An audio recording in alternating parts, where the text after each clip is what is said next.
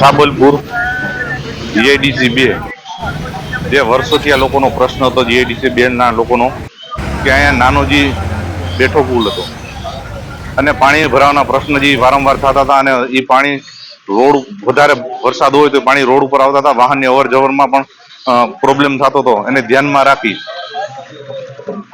1.47 કરોડના ખર્ચે બોક્સ કલ્વર્ટનું કામ કરેલું અને એનું આજ પણ લોકાર્પણ કરવામાં આવેલું છે.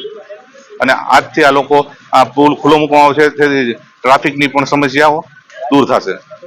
આજરોજ જૂનાગઢના પ્રવેશ દ્વાર સમા એવા જીઆઈડીસી 2 પાસે જે વર્ષો જૂનો પ્રોબ્લેમ હતો પાણી ભરાવાનો ને એક નાનો એવો પુલ હતો, તો આ પ્રોબ્લેમને સોલ્વ કરી અને મહાનગરપાલિકા જૂનાગઢ દ્વારા આજે બોક્સ કલ્વર્ટનું કામ અને પુલ બનાવવાનું કામ છે એ આજે પૂર્ણ થયું છે, જેનાથી જીઆઈડીસી 2 વિસ્તારમાં જે પાણી ભરાવાની સમસ્યા હતી એ પાણી ભરાવાની સમસ્યા છે એ સોલ્વ થઈ ગઈ છે, પ્રોબ્લેમ સોલ્વ થઈ ગયો છે.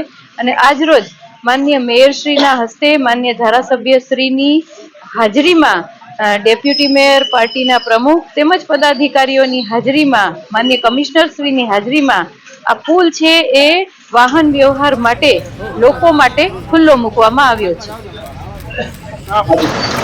મારું નામ ફારૂકભાઈ છે ને પુલ ચાલુ થઈ ગયું છે, બહુ સરસ કામ થઈ ગયું છે ને હવે કઈ વાંધો નથી, બહુ સરસ છે. 6 મહિના થયા, 6 મહિનામાં પુલ ચાલુ થઈ ગયું, બહુ સરસ કામ થઈ ગયું. તકલીફ તો પડતી હતી પણ તોય સારું થઈ ગયું. અત્યારે હવે નિરાશ થઈ ગઈ, પાણીની તો નિરાશ થઈ જશે જીઆઈડીસી વાળાને. પાણી ભરાવાનું વાહન બી સારા હવે ચાલુ થઈ ગયા છે, ચાલુ બધું હાલવા માંડ્યું, રાબેતા મુજબ ચાલુ થઈ ગયું.